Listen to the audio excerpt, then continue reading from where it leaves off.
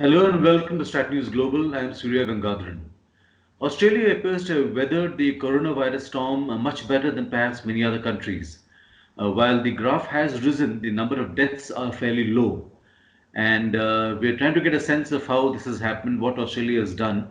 I have with me Mosiqi Acharya. She is based in Melbourne. She is a journalist and she works for a radio company. Mosiqi, thank you and welcome. So how does what has Australia done to ensure that the coronavirus is not as, as much of a tragedy as it has been for many other countries? Surya, if I could, I mean, if there is no simple answer to this question, there are a number of measures which have been taken at the federal level as well as state level to contain the spread of this virus. As you would be aware, and most of your audience as well, that Australia has a huge population, part of the population which is connected to China. They are either Chinese heritage Australians, people who are from China and living in Australia. They could be temporary residents, international students as well.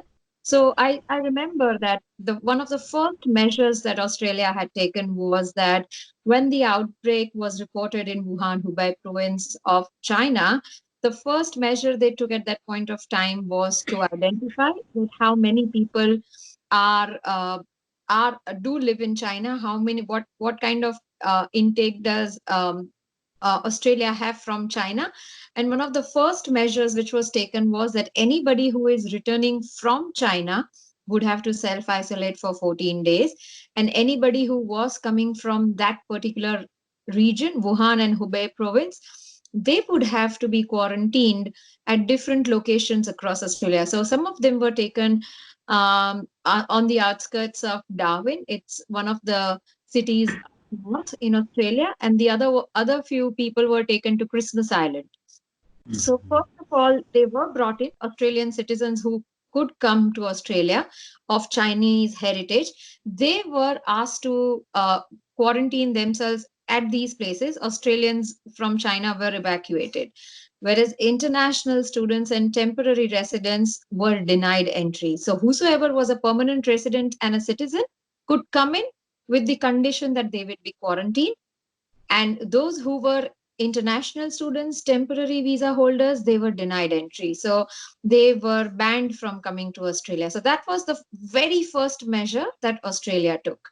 But gradually, as we saw that the virus was spreading across the world, there were lots of cases in Australia due to people returning from Italy and the USA. It includes the Immigration Minister of Australia, Peter Dutton himself. He had been to United States, and when he came back, he was diagnosed with COVID-19. So um, we saw a huge spike in cases from people coming from Italy and US, and till date it continues to be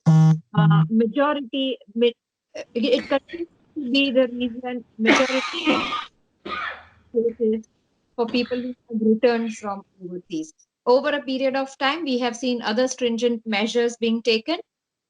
International flights have been cancelled. All temporary residents and visa holders were refused entry to Australia. Only permanent residents and Australian citizens can come to Australia now, can enter Australia now, and their immediate and dependent family members. So that is the kind of, at this stage, the Australians and the permanent residents are not allowed to travel outside. So entire travel has stopped, and locally, different states have implemented different kind of uh, different kind of guidelines are in place. This is the Easter long weekend here, so there are stringent guidelines in place. There is no curfew like India. There is no lockdown like India compared to India, but Australia has made it very clear that everybody must stay home.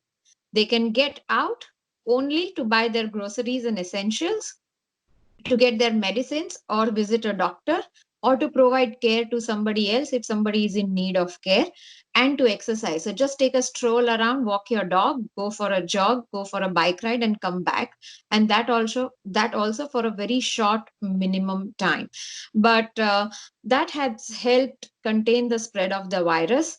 And we saw some people not taking it seriously early on. That led to a rise in number of cases. But last 1 week has been very promising for Australia. We saw a huge spike, but now it seems that the curve is flattening for us, and that is exactly the message we have been getting from the Australian government and other health authorities as well. Now, Prime Minister Scott Morrison, he's been under a lot of criticism for various issues. Would you say his handling of the coronavirus has helped him, in that sense, regain credibility?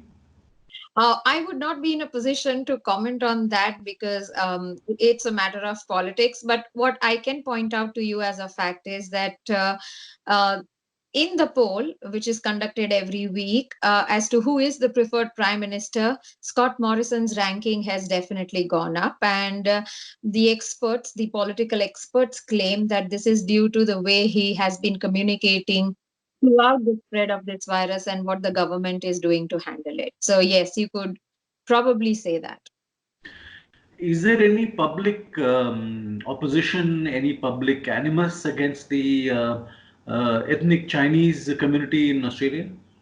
In fact, no, there were a few cases here and there, but the authorities and the government in the beginning made it extremely clear that it is a pandemic, it's a global pandemic, and it is called a global pandemic for a reason.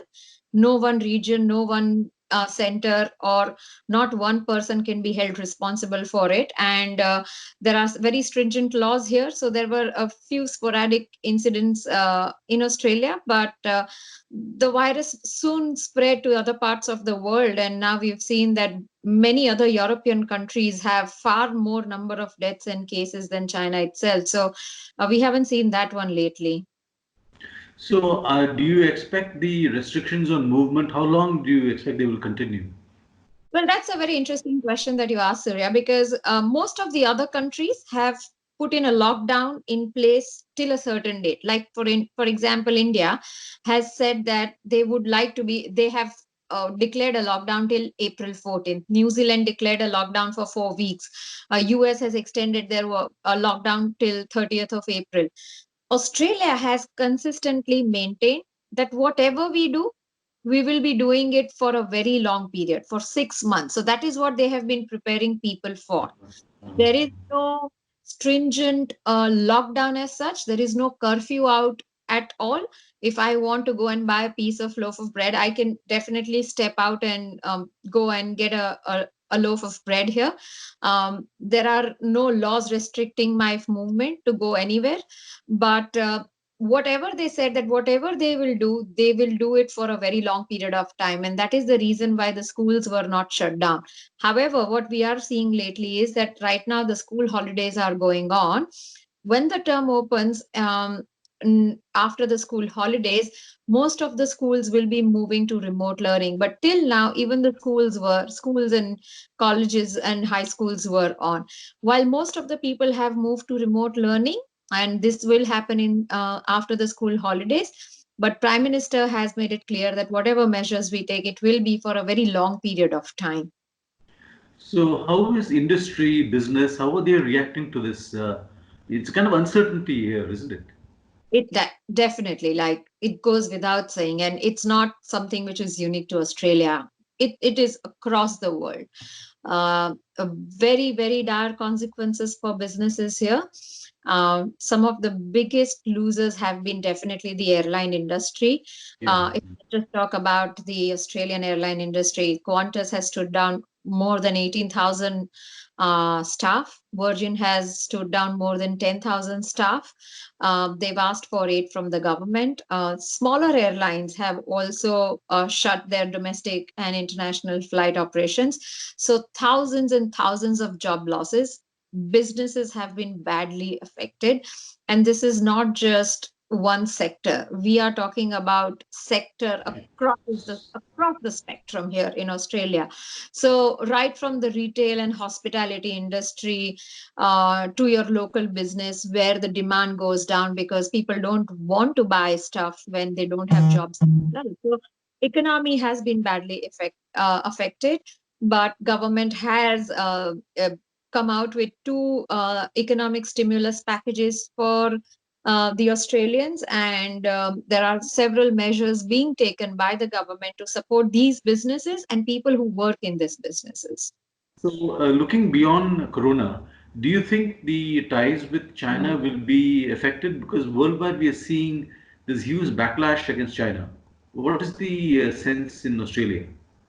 Well, there has been no comment from the government authorities about the relationship with China. So far there is no backlash as such on China or being blamed for what is going on across the world. But let me point out that Australia shares a very, very close relationship with China as far as trade is concerned, especially export. And it is one of their biggest trading partners as well. How will this be affected in the post pandemic world? We will all have to wait and see. But I think it is safe to say as of now that the trade has been affected across the world with all the countries. It Yeah, is not yeah, limited just to China. So, in yeah. spite of China being one of the biggest trading partners for Australia, all trading relationships have been affected. And how this pans out in the post pandemic world, we will all have to wait and watch. Last question. With regard to India, how do you guys, you're of Indian origin, obviously, how do you see how India has reacted to this and how the kind of thing that we are doing here? What is the sense that you get? Surya, there would be two aspects of this answer. One aspect would be a journalist who compares what kind of policies are being implemented across two countries. So while we see that India has gone into a complete shutdown and Australia has left it on a person's moral obligation to stay home, you know that it is your duty to save lives, so you Yeah. better stay home. So that is one difference that I see between the two countries. As far as economic stimulus packages are concerned, I feel that Australia being in a far better economical position, I think Yeah. Australians are at a far better have a far better standing as far as support from the government is concerned compared to India, where we don't have social welfare in India the way we have social welfare in Australia, where everybody is covered under. If somebody has a job loss, the person would be able to sign up for social welfare and they will be supported by the government. We don't see that in India. And India has a huge unorganized sector, right? So we saw that whole migration influx. So and as an Indian living in Australia, we have very close ties to the country. Like, right, my parents live in India, and we communicate with each other every single day. And I cannot be more thankful that whatever steps have been taken by India and the Indian government to lock down the country, because no matter what, I think this is the best opportunity. This is the only way that India can contain the spread of the virus, by Yeah. staying home. I think having this stringent, we saw those videos where police people were beating up people or whosoever was coming out on the street. So yeah, we've seen those kind of cases where we've seen that there were some events which took place in spite of the restrictions. So um, considering all those mechanisms, India shutting down its borders early on, I think has helped tremendously contain the virus. Because if you just look at Australia, most of the cases are of people who've come from abroad, and Yeah. India Yeah. did that right at the beginning. They stopped Indian origin people coming to India. Like I could not come to India even if I wanted to come. So they stopped all visa holders, all OCI card holders, no foreigners, nobody can come to India. So I think those measures have helped India tremendously. Australia's population is far, far less compared to India. We are 2.5 crores. India is 1.3 billion. So there can never be any comparison between how Yeah. the two countries are dealing with this containment. But the only thing that I think is common across both the countries that I see is that the government is working very hard to communicate with people to just stay home. I think just because the message is so simple and it is so easy to do, that people don't realize that we could take care of this ourselves by just staying at home. We Yeah. don't need to invent a vaccine. We don't need to do anything by ourselves. the rest of the sectors will take care of it. The way people can help this is by just staying at home. Musiki, on that note, thank you very much for your perspective. Thank you so much. Stay safe.